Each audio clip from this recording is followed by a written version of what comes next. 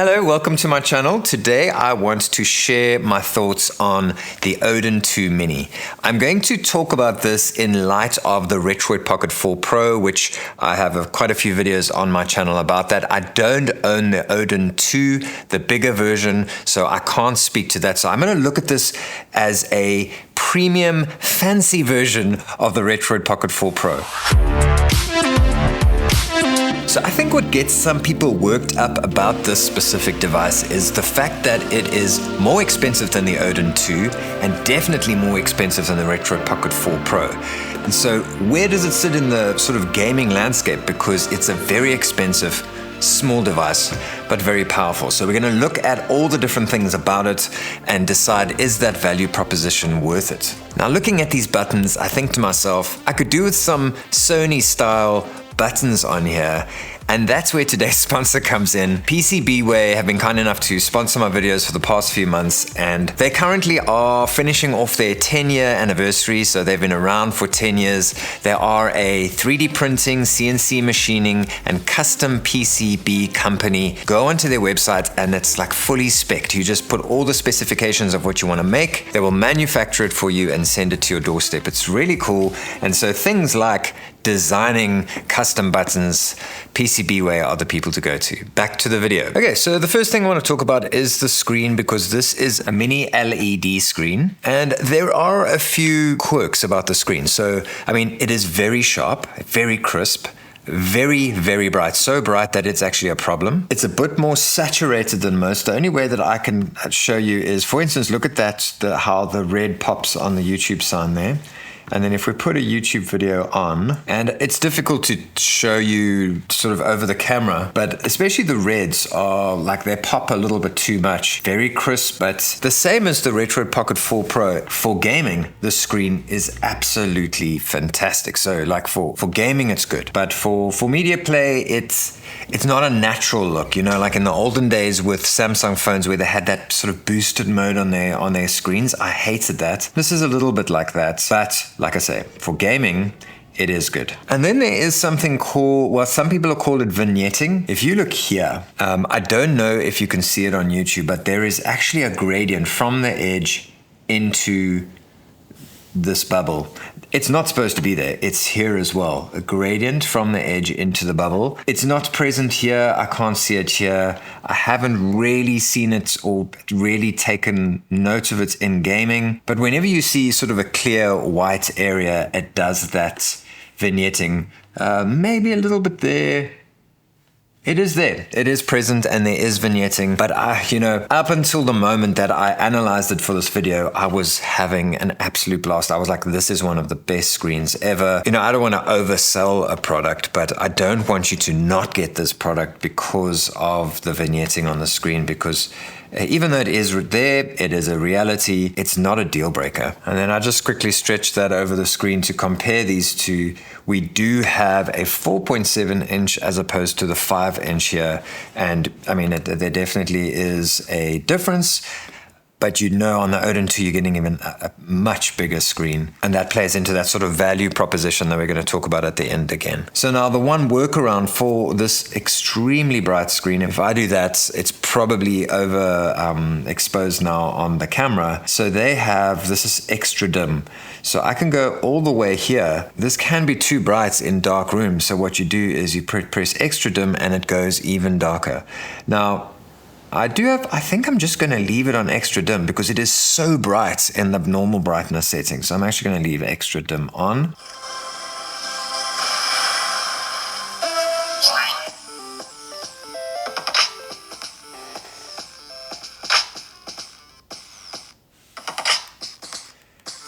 The audio is really good. Like, front-facing speakers is already a big win, but I actually think it was peaking now on my mic here in the studio. And I've got it quite far away from the microphone. Exceptionally loud. It's the first time I put it on full blast. It's almost like too loud. So, you've got a lot of redundancy here with a too bright screen and a too loud speakers. So, and the sound is good. Like, let's put it Very nice speakers. Like, I'm really impressed, and front-facing wins every day. And then this is just a comment. I was playing this in bed while my wife was sleeping, and one of the games I was playing had a constant rumble. It was using the rumble motor a lot, and the rumble motor was quite noisy. It was like a unseemly drone, like a horn. And I didn't like that. And then let's just talk about the hardware for a second. I know a lot of people are going to be annoyed with me now pointing at this with my knife. By the way, I do this for autofocus. These buttons are lovely, and the tactile feeling of them is really good. A bit of a clickiness to them. These are the same joysticks that you get on the Retroid Pocket 4 Pro, which we've already established. I love them. Most people love them. These are the more translucent digital buttons, but not very, very noisy click, you know. So if I put this up to the mic, that's a soft click, you know. And the same for these, your home and your back buttons, very nice, satisfying click. This is a dome switch D-pad. It is seemingly very similar to the one on the Retroid Pocket 4 Pro. I like the Retroid Pocket 4 Pro's dome switch D-pad. I love this thing. I think they've dampened the buttons a little bit more than the Retroid Pocket 4 Pro. Very good. And then we've got the same joystick here. Now, the shoulder buttons. So obviously, I haven't mentioned it yet. This is like a complete rip of the Vita, PS Vita, and I'm here for it. So these translucent shoulder buttons, which are just like, look at it. It's a work of art, really.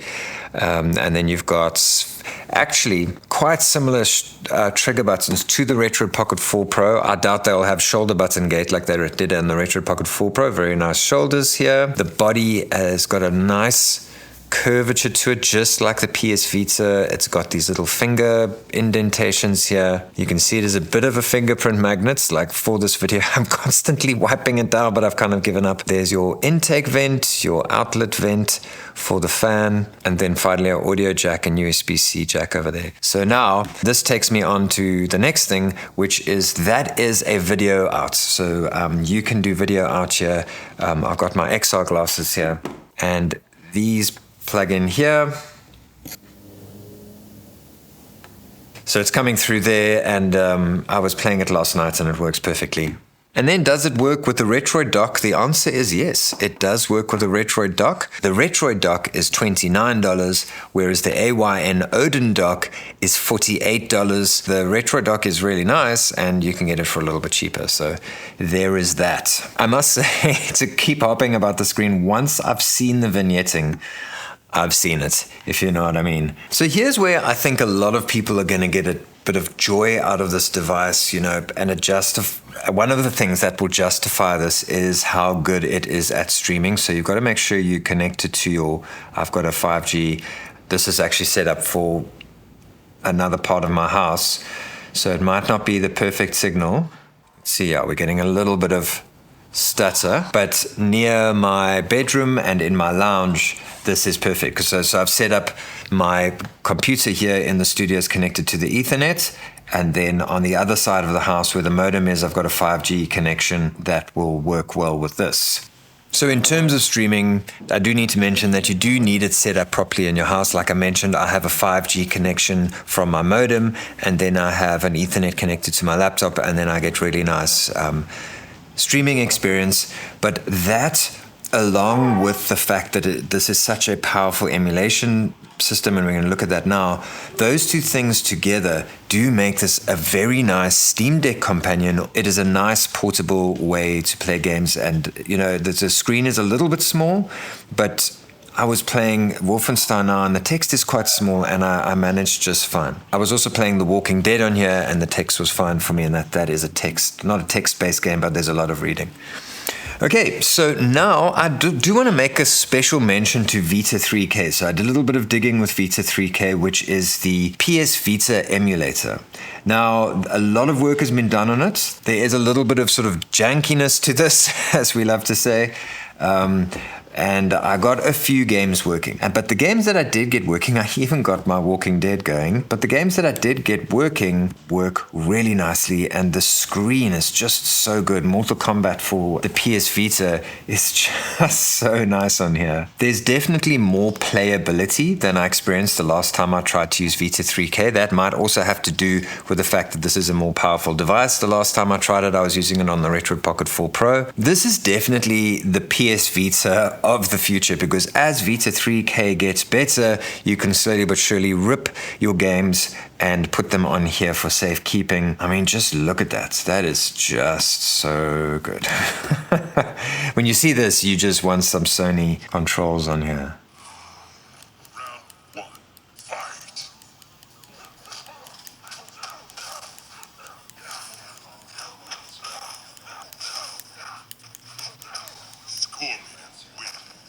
I mean, the Vita catalog is just so good.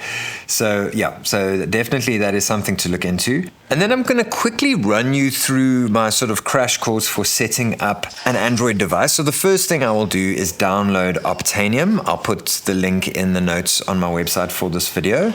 Once you've got Obtainium, you want to add all the apps that you have to download from GitHub and all that sort of thing. You want to download it via Obtainium.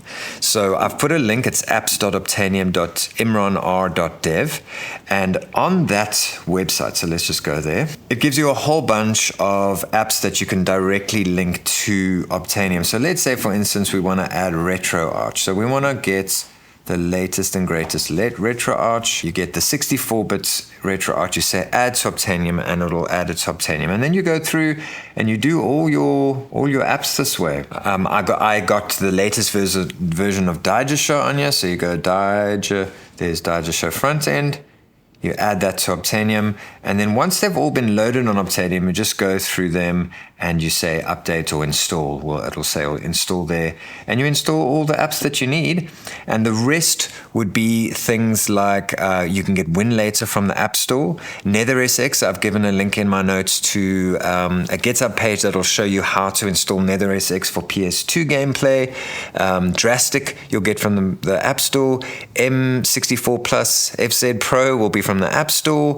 Yabusanshiro Pro also from the App Store. PPSSP Gold for PSP gameplay will be from the App Store. Then what you want to do is you want to create a ROMs folder.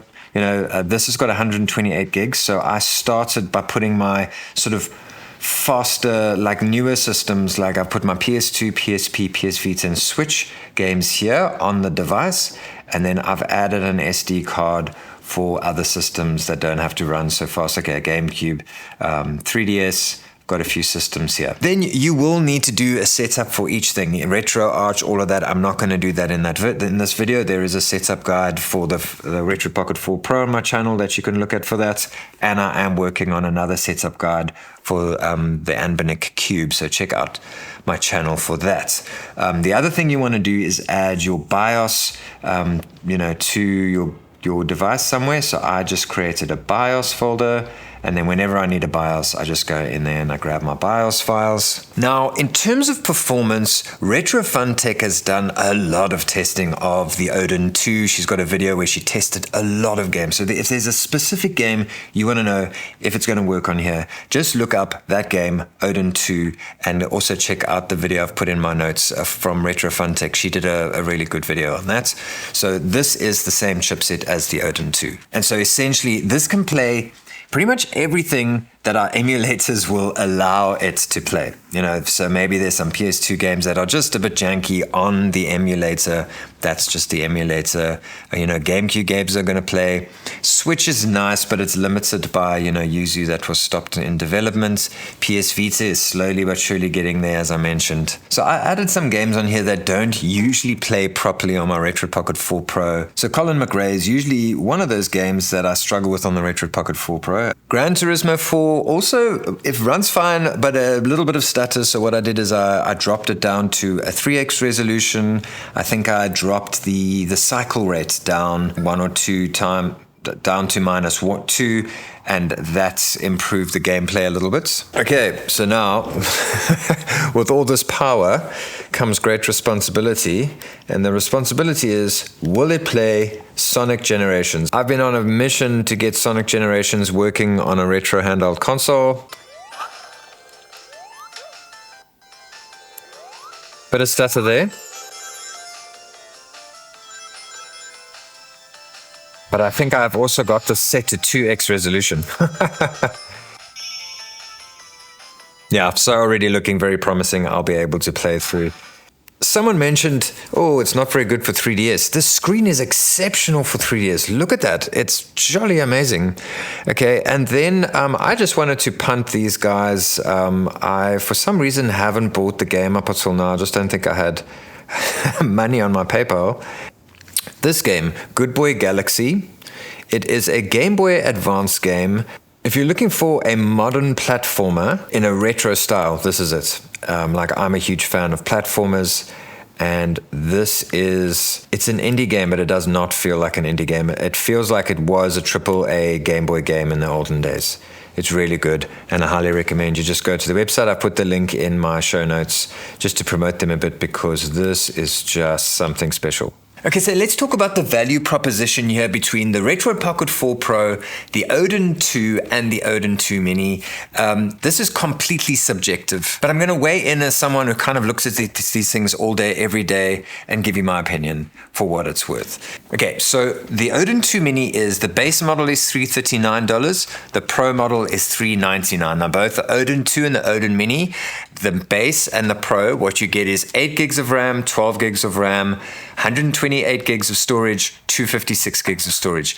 That I actually like. I like the onboard storage. You can always buy an SD card, but 250 gigs of storage onboard is quite nice. Okay, so $399, $339. Now the Odin 2 is $299, $369. So it's basically $30 cheaper either way, $39.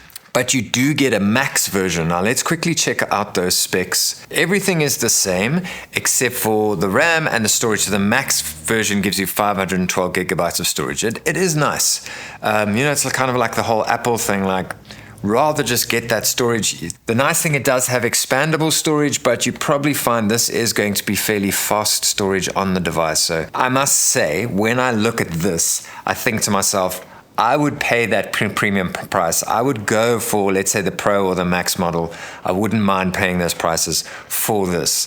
But even though the Odin 2 Mini is a more sort of beautifully crafted device, I don't know if I'd pay $400 for it. It just feels like that bridge too far. I mean, I've been this frog cooking in water for so long now. When I started these kind of prices boggled my mind that people were paying this. I've kind of gotten used to it. At $400 does feel like a little bit crazy. The Retroid Pocket 4 Pro it's still expensive in my world, where I'm from, but there's a lot to go on here. You can get your dock, you can get your grip, all the stuff here. You can get your carry case, you can get all of the things for less than the Odin 2 Mini, which, if you want all the little things, that is really nice. It's obviously a lot less powerful. But now that I've done all the testing, do I feel like the power is worth it? I'm not sure on this size. Like, I like the power idea. I don't have the Odin 2, but I like the idea of having a lot of power on a bigger screen. But here, okay, I get to play more 3DS on here, which is a huge win for me. I get to play PSP at ridiculous resolution, which is glorious. I get to tinker around with PS Vita, which this is going to struggle with even when the Vita 3K emulator gets better. And the big kicker here is PS2 is just brilliant. PS2 GameCube is going to be much, much better on here. So if that's important to you, this is definitely worth considering. But if your interest peaks out at a little bit of PS2, PSP is your favorite thing in the whole world, and quite a lot of 3DS, then the Retroid Pocket 4 Pro is definitely worth considering, because it's still one of my favorite devices. It's a beautifully crafted device, lovely plastic that they've used. The triggers have been sorted out now, and it's for like $200, and you can get all the extras still on top of that for less than the Odin 2 Mini. So who is the Odin 2 Mini for? It's for people who are aesthetics conscious. If you want a really beautiful device, if you want to buy someone a really, really, really nice gaming gift, this is the one to buy them, because it is just so special. You know, the Odin 2 is nice, but you know, the design is boring, it's generic. This is something really, really unique and special, and I think that's where this thing comes into play.